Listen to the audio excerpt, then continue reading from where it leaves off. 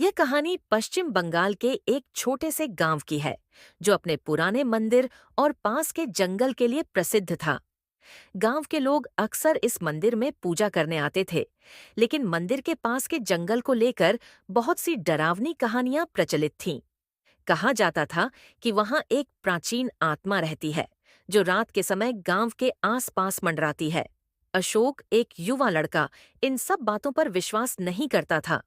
वह हमेशा से ही इन कहानियों को केवल लोगों का वहम मानता था। एक रात उसने तय किया कि वह इस जंगल में जाकर सच का पता लगाएगा। गांव के बड़े बुजुर्गों ने उसे बहुत समझाया, पर अशोक नहीं माना।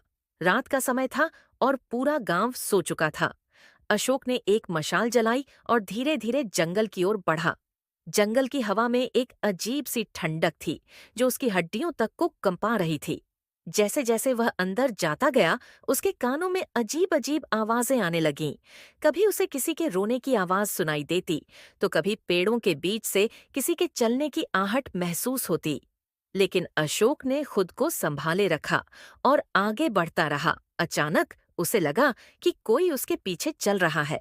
उसने मुड़कर देखा, पर वहां कोई नहीं था। वह थोड़ा डर गया, पर उसने हिम्मत नहीं हारी। जैसे ही वह जंगल के बीचों बीच पहुंचा, उसकी मशाल बुझ गई और चारों ओर घना अंधेरा छा गया। उसने अपनी जेब से माचिस निकाली और मशाल को फिर से जलाने की कोशिश की, पर माचिस भी गीली हो चुकी थी। अचानक उसे एक ठंडी हवा का झोंका महसूस हुआ और एक सफेद साया उसके सामने प्रकट हो गया। अशोक की आंखें चौड़ी हो गईं और उसका दिल जोर जोर से धड़कने लगा। वह साया धीरे धीरे उसकी ओर बढ़ने लगा। अशोक ने भागने की कोशिश की, पर उसके पैर जैसे जमीन से चिपक गए थे।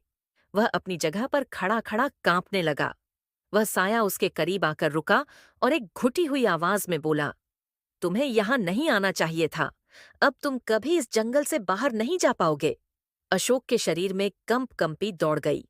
उसने अपनी पूरी ताकत लगाकर भागने की कोशिश की, पर वह सफल नहीं हो पाया।